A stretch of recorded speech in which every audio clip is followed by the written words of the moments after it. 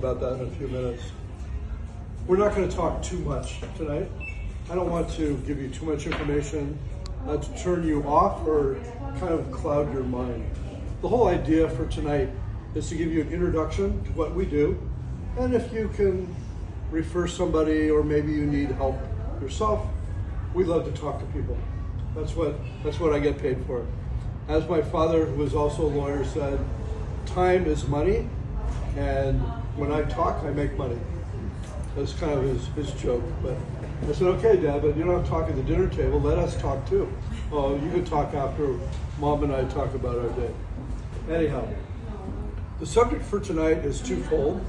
We're going to talk about estate planning, what the benefits are, what does it mean, and then Matt's going to talk about Prop 19 and how that affects your property and taxes and how you should hold property. So the two subjects kind of go hand in hand. And we'll open up for questions at the end, but I just want to give you some basic information, not too much. As you may know, trusts used to be for wealthy people. You hear the word, you think, oh my goodness, that's for that multimillionaire in Beverly Hills, or the guy in Calabasas, or the lady in Malibu. No, this is for people who own a house, basically. So I get a lot of phone calls, people say, hey CJ, when do I know if I should have a trust?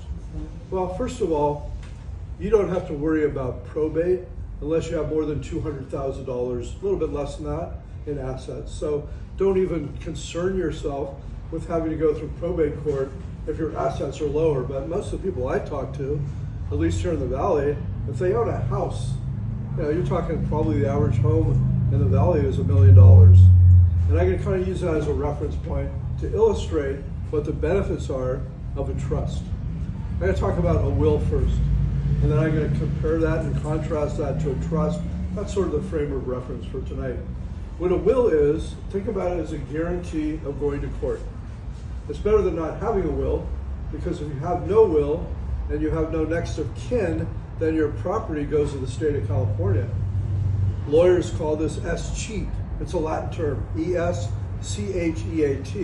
which is appropriate because the last part of the word means you're getting cheated, or your family or your loved ones or a charity is getting cheated out of your estate because it's going to the state.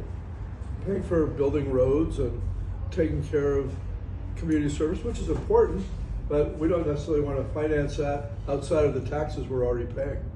So if you don't have a will, not a great thing. If you do have a will, not a great thing either, because you're going to court. What does that mean? It means expensive. Let's take that $1 million house that I used as an example. Let's say that your family, your loved ones need to hire a probate lawyer. They get 8% right now, that's probably going to go up, 8% of your estate. Let's go back to that $1 million house. Let's say the estate has a $1 million house, but they owe $400,000 on it. Well, the lawyers and the judges evaluate that house as part of the lawyer's fee, 8% of the fair market value.